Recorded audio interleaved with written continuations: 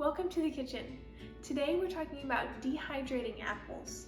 This is a simple and easy project that anyone can do. Even if you don't have a dehydrator, you can actually dehydrate in your oven. So I use a really cheap dehydrator that we got from Walmart, and it has made batch after batch of delicious dehydrated fruit for me. So I'll show you how I like to prepare my apples, and we'll load up the dehydrator together and see what they look like when they're finished. I'm going to start off with about 6 apples, and the tools that I'm going to be using are a knife that works well for chopping.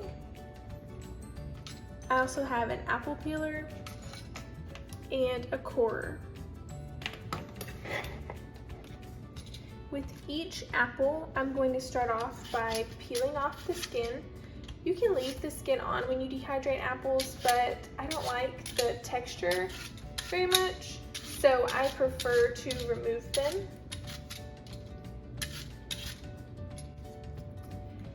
Now that the skin is removed, I'll use the corer.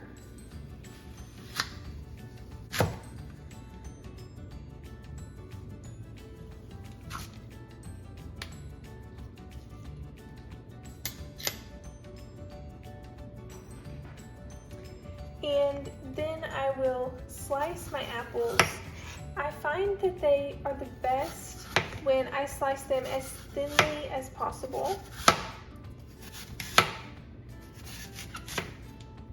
And I want them all to be about the same width. That way they all cook evenly.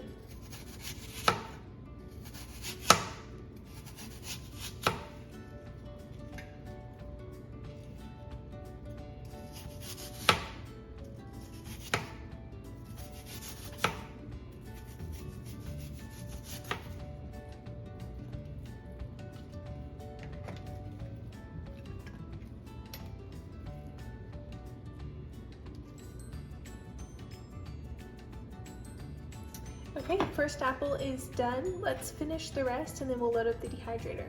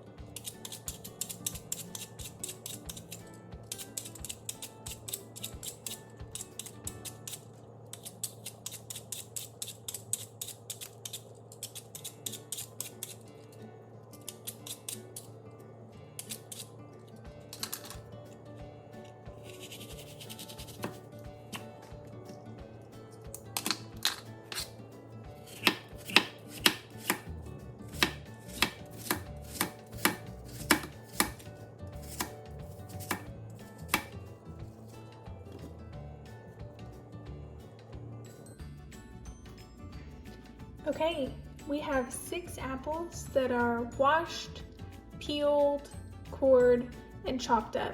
And I want to mention, I'm using Gala apples that I bought at the grocery store, and it would be ideal to have apples off my very own apple tree and a huge harvest to dehydrate, but that's not the reality for me for now.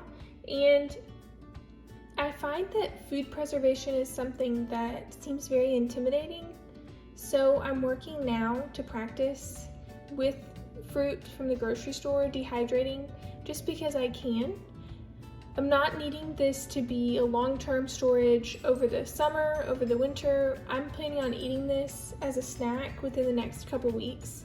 So a lot of recipes I've found say you need to soak your apples in either a vinegar and water mixture or vinegar and lemon juice, and it does help them turn a little bit less brown, and I know that it lengthens their shelf life, but this is a snack for me and I don't need it to last forever.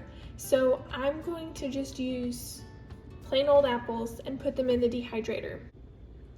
This is our dehydrator. It's called a Presto Dehydro, and it's a simple and cheap option that's worked really well for me. So let me show you how I load it up.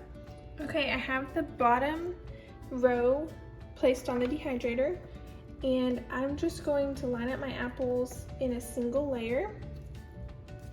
It's okay if they touch, but I don't want them to overlap because that will take longer for them to dry.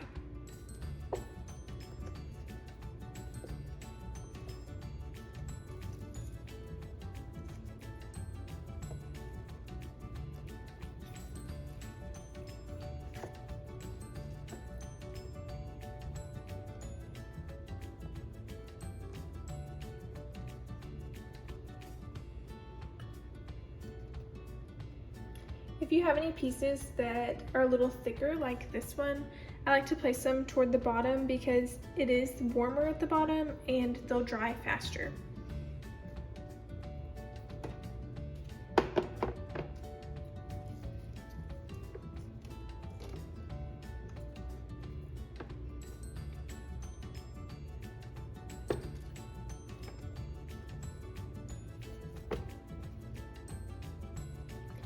If you don't have a dehydrator, you can easily dehydrate food in your oven. The lowest temperature my oven can be set to is around 120 degrees.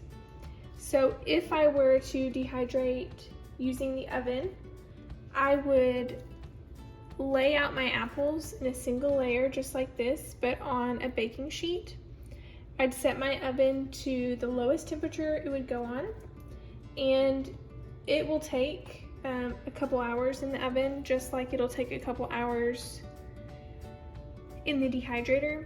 It is ideal to have a dehydrator because the temperature is lower and it cooks a little bit more evenly, dries a little bit more evenly, I should say, but in the oven works as well.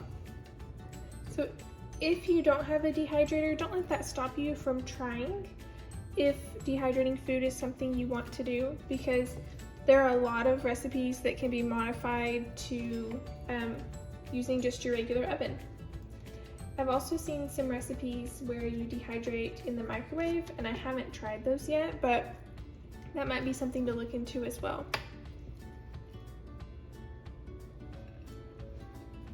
Okay, it looks like 6 apples was the perfect amount. We have a couple left over, but I'll just munch on these while we wait. I'm going to put the lid on the dehydrator. And this one is so simple. All you have to do is plug it in. You can hear that it is working, and I'll check back on it in about 5 or 6 hours or so. The apple slices have been drying in the dehydrator for about 6 hours, and here's what they look like.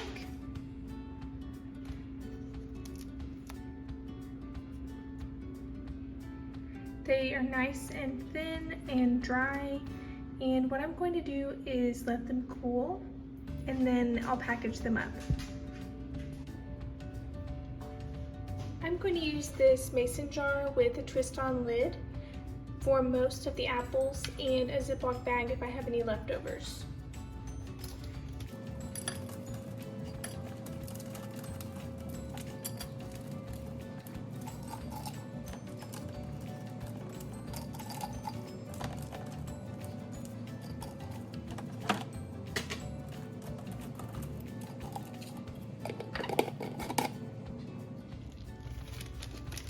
I was able to fit about half of the slices in my jar, and I'll put the rest in a bag.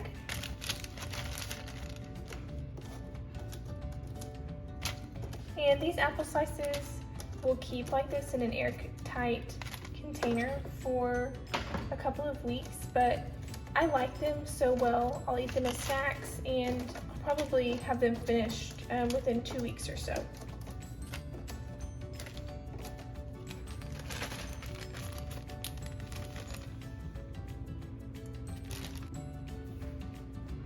There you have it. We've dehydrated our 6 apples and they've condensed down to a much smaller space.